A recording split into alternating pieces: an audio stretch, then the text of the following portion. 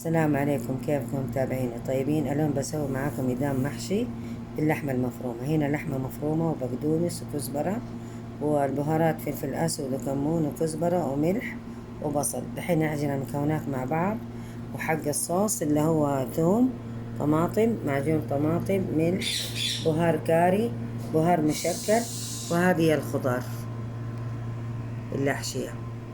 شوفوا حبايبي، عجنت اللحمة المفرومة مع البصل والبهارات والكزبرة والبقدونس. دحين احشي بيها اللي هو الكوسة والفلفل الرومي. شوفوا يا حبايبي، حشيت هذا اللي هو الفلفل الحار الطويل، هذا مو فلفل رومي، هذا فلفل حار بس من الحبات الكبيرة. شوفوا حشيتها باللحمة المفرومة.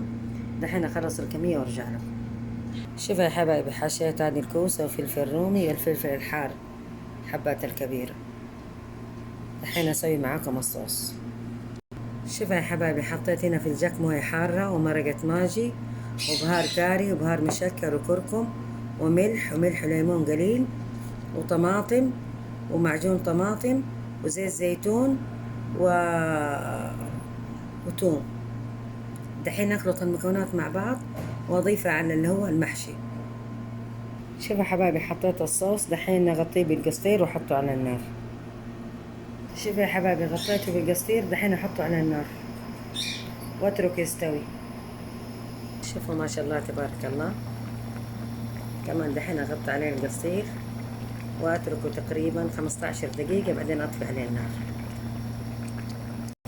شوفوا يا حبايبي، خلاص استوى. دحين اطفي عليه النار. لو تشموا الريحة خيال. شوفوا يا حبايبي، خلاص طفيت النار عليه. شوفوا ما شاء الله تبارك الله.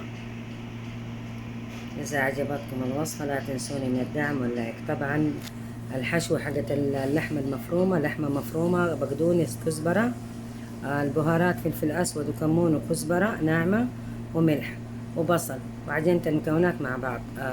الصوص زيت زيتون، ملح ليمون، ملح، بهار كاري، بهار مشكل، زيت زيتون، وش اسمه ده، وتوم، ومرقة ماجي وموية حارة، وخلطت المكونات مع بعض وضفتها على المحشي. شوفوا ما شاء الله تبارك الله. طبعا يتاكل مع رز أبيض أو عيش على حسب رغبتكم. إذا عجبتكم الوصفة لا تنسوني من الدعم واللايك، وبالعافية علينا.